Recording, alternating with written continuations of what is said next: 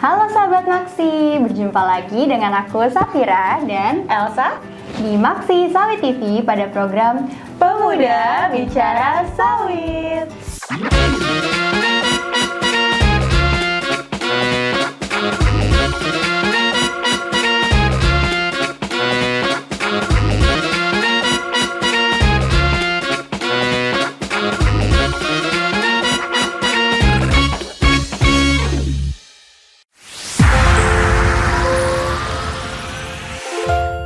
Nah Elsa, aduh aku udah gak sabar kita mau ngobrolin apa gitu di episode kali ini. karena kita selalu ngobrolin tentang sawit, pasti episode ini kita coba ngomongin sawit lagi Iya nih. sih bener.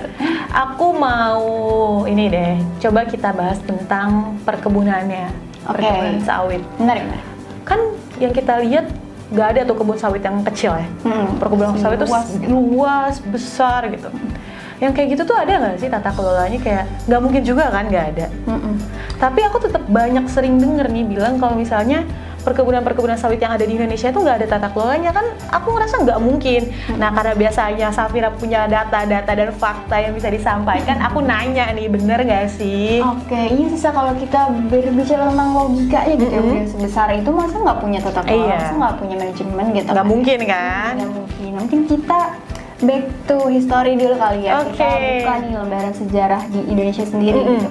Kan kita tahu ya Elsa dan juga sahabat Maksi kalau pemanfaatan si sawit ini, khususnya sawit di lahan gambut itu sudah terjadi sejak dahulu gitu. Bahkan pada zaman kolonial ini sudah berlangsung gitu di pesisir timur Sumatera Utara dan Aceh tepatnya, yang mungkin saat ini kalau dihitung tuh udah sekitar 100 tahunan gitu usianya. Wow, 100 tahun aku nggak tahu deh. Ya, kita masih di mana gitu? Masih sembunyi gitu kayaknya. Nah, sebagian dari kebun sawit tersebut yang sudah tua usianya itu dia sebagian besar ditanam di gambut gitu, di lahan gambut. Nah, dari informasi itu kan harusnya kita bisa langsung simpulkan, karena udah selama itu tentu saja gitu pengelolaannya manajemennya itu pasti sudah ada gitu, Ada yang tata mengatur kelolaannya. ya. Nah, bener Sa. Nah, jadi memang undang-undangnya itu sudah ada ya, sahabat Maksi. Si sawit ini dia sudah memiliki kebijakan nasional, yaitu Undang-Undang Perkebunan, tepatnya Undang-Undang Nomor 39 Tahun 2014. Selain itu ada juga nih, selain yang tadi, Undang-Undang Pengelolaan dan Pelestarian Lingkungan Hidup Nomor 32 Tahun 2009. Nah, diterjemahkan lagi nih, belum selesai sampai situ. Waduh, ternyata. oke apa? Iya, pada Peraturan Pemerintah atau PP Nomor 57 Tahun 2016 tentang perlindungan dan pengelolaan ekosistem lahan gambut. Jadi secara hukum pun dia sudah lengkap, dan bahkan tadi sampai ke PP-nya pun dia ada gitu. Udah dilindungi, udah diatur ya. Betul banget Elsa.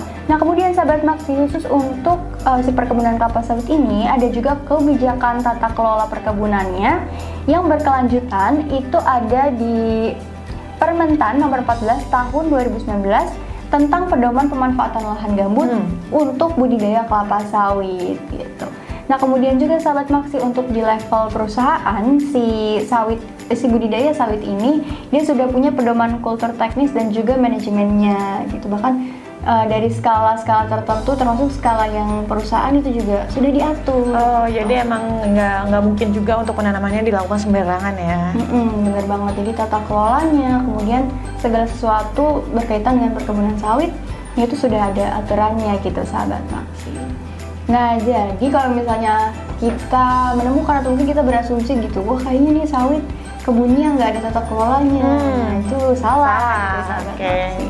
Nah, tapi tentu saja gitu pada pelaksanaannya tetap ada perbaikan-perbaikan tertentu gitu, termasuk ketika melakukan penanaman juga ada kayak cara baru lagi yang terus dikembangkan oleh para peneliti dan para researcher gitu. Oke.